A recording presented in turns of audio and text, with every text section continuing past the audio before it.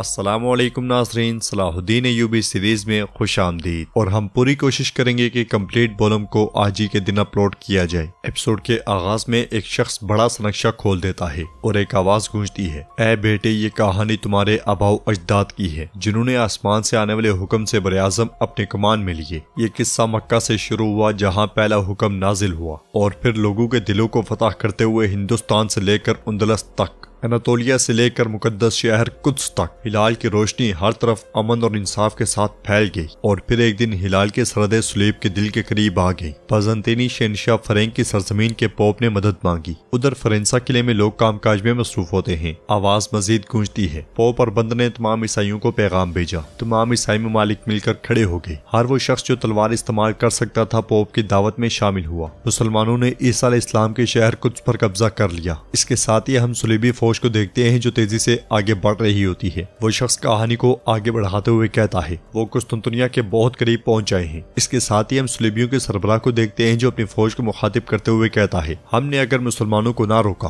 तो वो जल्द ही तमाम ईसाई ममालिक पर कब्जा कर लेंगे। आसमान पर अपने बाप की मोहब्बत के लिए, उसके बेटे ईसा और मुकद्दस रूहों की मोहब्बत के लिए मुसलमानों को तबाह करना और कुछ को वापस हासिल करना तमाम ईसाइयों का फर्ज है। जो भी इस मुकद्दस जंग में शामिल होगा उसके तमाम गुनाह माफ हो जाएंगे और वो जन्नत में जाएगा। कुछ हमारा होगा क्योंकि ये खुदा की मर्जी है। उसके ये कहते साथ ही सब सुलेबी तलवारें लहराते हुए कहते हैं, ये खुदा की मर्जी है, ये खुदा की मर्जी है, ये खुदा की मर्जी है। अगले ही मंजर में हम देखते हैं कि सुलेबी फौज मुसलमानों पर हमले कर देती है। खवातीन, बुजुर्ग, बच्चे, हर कोई इस जुल्म की भीड़ चढ़ जाता है। औरतें अपने बच्चे गोद में उठाए हुए भागती हैं मगर मारी जाती हैं और उनकी जान बख्शी भी नहीं की जाती। जुल्म बढ़ता है और बढ़ता ही चला जाता है। एक मुसलमान शख्स की आवाज गूंजती है, ईसाई फौजियों ने इस्लाम की सरजमीनों पर हमला किया और मुसलमानों के खिलाफ सुलेबी जंगें शुरू हो गई। इसके साथ ही हम एक सुलेबी फौजी को देखते हैं जो एक कमरे के अंदर खवातीन, बच्चे और बुजुर्ग को बंद करते हुए कमरे को आग लगा देता है। आवाज मजीद गूंजती है, उन्होंने अनातोलिया और बहुत से दूसरे मुस्लिम ममालिक में मुसलमानों का कत्लेआम किया। उन्होंने औरतों और बच्चों को यकसा कत्ल किया। उन्होंने अल्लाह के घरों,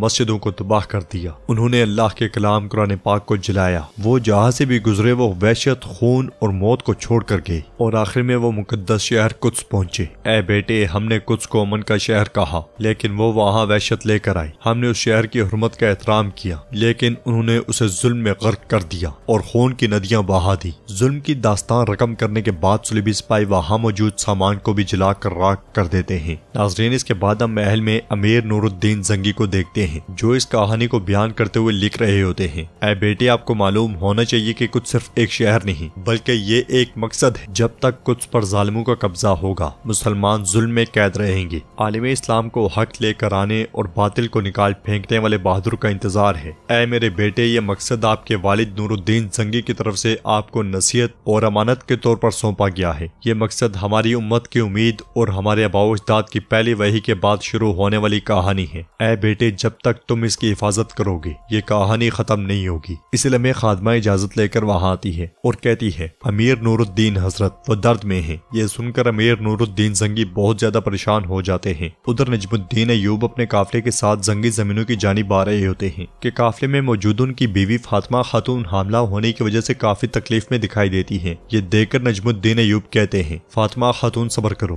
तो उनका बच्चा पूछता है, बाबा हम क्यों जा रहे हैं? चलें वापस चलते हैं, मैं बहुत डरा हुआ हूँ। जवाबन उसके बाबा कहते हैं, डरो मत तुरान शाह, डरो मत, हम बेहतर जाएंगे। तुम बड़े भाई हो, तुम्हें अपने भाई शहंशाह के लिए बहादुर बनना होगा। इसके साथ ही हम देखते हैं कि नजमुद्दीन अय्यूब का भाई शेर को सिपाही से पूछता है, क्या सूरत हाल है? जवाबन वो सिपाही कहता है, वो अब करीब है, वो तकरीबन हम तक पहुंच रहे हैं। जवाबन शेर को कहता है, ठीक है, उन्हें देखते रहो। ये सुनते साथ ही सिपाही फिर से पलट जाता है। उधर अय्यूब भी मुसलसल अपनी बीवी को सब्र की तलकीन कर रहे होते हैं। जवाबन वो कहती है, मैं सब्र नहीं कर सकती अय्यूब, मैं सब्र नहीं कर सकती। ये सुनते साथ ही नजमुद्दीन तेजी से अपने भाई शेरको के पास आते हैं और कहते हैं, शेरको हमें रुकना होगा, वो दर्द में है, हमें रुक जाना चाहिए। तो शेरको कहता है, हम नहीं कर सकते अय्यूब भी, अमीर और उसके सिपाही करीब हैं, अगर उन्होंने हमें पकड़ लिया तो हम मारे जाएंगे, हमें जंगी सरजमीन तक पहुंचना होगा। नाजरीन, उधर अमीर बेरोज अपने आदमियों के साथ मुसलसल अय्यूब बे के ताकुब में होता है। इधर अय्यूब भी अपने काफिले के साथ आगे बढ़ते हुए बेगम से कहते हैं, हम तकरीबन जंगी सरजमीन पर हैं फातिमा खातून, नूरुद्दीन जंगी हमारी मदद करेंगे, सब्र करो सब्र करो। इसके साथ ही तबीबा कहती है, वक्त करीब आ गया है, हमें खेमा लगाना चाहिए, हम अगर ना रुके तो ये हालत मजीद खराब हो सकती है। यह सुनकर तुरान शाह अपनी माँ माँ से कहता है, अम्मा हमें छोड़कर मत जाना, बाबा अम्मा को बचाएं। इसके साथ ही अय्यूब भी शेरको को आवाज देकर रोक देते हैं और फिर उसके पास आकर कहते हैं, तुम तुरान शाह और शहंशाह को लेकर आगे जाओ, मैं पैदाइश होने तक रुकूंगा। तो शेरको कहता है, ऐसे ना करें भाई, मैं आपको छोड़कर कैसे जा सकता हूँ, आगे चलते हैं। जुआबन अय्यूब भी कहते हैं, जब तक फातिमा खातून की हालत ऐसी है मैं आगे नहीं जा सकता,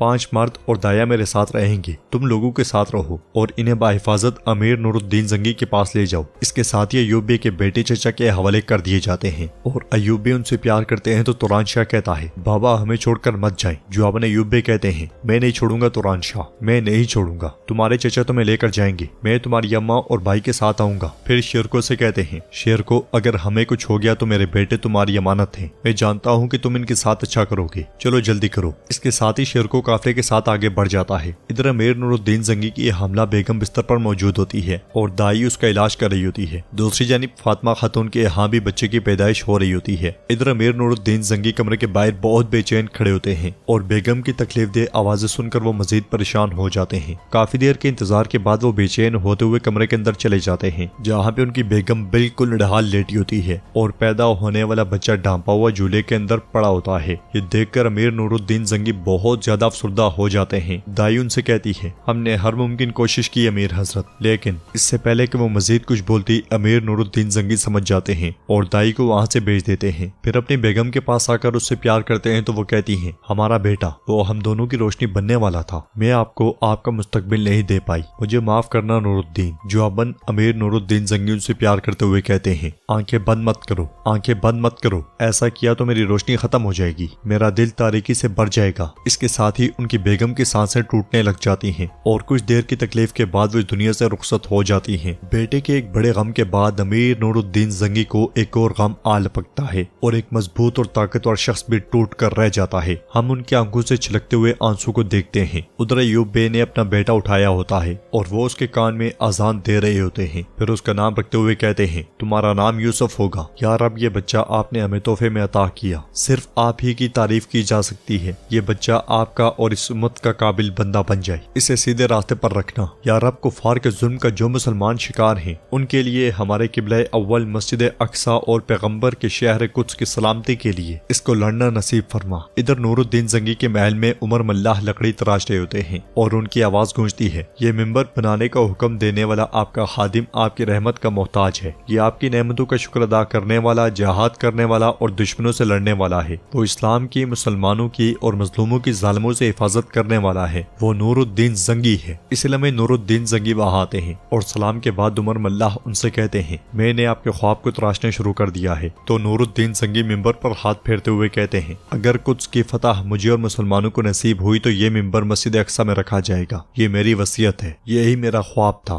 लेकिन फिर मेरा बेटा मर गया, मेरा ख्वाब अब एक अजीम दर्द में बदल गया है। उमर मल्लाह अफंदी। जुआबन उमर मल्लाह कहते हैं, हम अल्लाह के हैं और उसी की तरफ लौट कर जाएंगे। मोमिनों के लिए मौत आखिरत का एक रास्ता है, ये इस फानी दुनिया से रहमतों और नेमतों वाली अब्दी दुनिया का रास्ता है। इस दुनिया में अपने प्यारों के लिए हमारी मोहब्बत आर्जी है, लेकिन वहाँ हमारी मुलाकात अब्दी होगी इंशाअल्लाह। आपका गम फितरी है, लेकिन इसका इलाज ये है कि सब्र के लिए अल्लाह से रुजू किया जाए। उम्मत मोहम्मदिया का मुस्तकबिल आप जैसे लोगों पर मुनसिर है जो उसके मकसद के लिए लड़ते हैं। इस पर नूरुद्दीन जंगी कहते हैं, मैंने अपनी जिंदगी कुछ को बचाने और जालिमों को मुसलमानों की जमीनों से निकालने के लिए वक्फ कर दी। मैंने हमेशा एक बेटे का ख्वाब देखा जो मेरे बाद इस मकसद को जारी रखे। मैंने ख्वाब देखा कि कुछ को मेरा बेटा बचाए, मगर ऐसा नहीं हुआ। ये मेरे गम की एक और वजह है। जुआबन उमर मल्लाह कहते हैं, अल्लाह की राह में लड़ने वालों को अल्लाह की तरफ से मदद मिलती है। अगर आपका मकसद हासिल ना हुआ तो आपको ये ख्वाब नसीब नहीं होगा, या हम इस मिंबर की तामीर शुरू कर देंगे। ये मकसद नसब से हासिल नहीं होता, बल्कि एक मुश्तरका रास्ते से मेरे सुल्तान, बल्कि एक मुश्तरका रास्ते से मेरे अमीर। हमें आपके नसब से गम मिला, लेकिन कौन जानता है शायद इस रास्ते पर हमें खुशियां मिले। ये सुनकर अमीर नूरुद्दीन जंगी एकदम से पूछते हैं, कौन सा रास्ता? जुआबन उमर मल्लाह कहते हैं, कुद्स से मेराज गए, हजरत मोहम्मद सल्लल्लाहु अलैहि वसल्लम का रास्ता। कुद्स को इस्लाम का बाग बनाया हजरत उमर का रास्ता,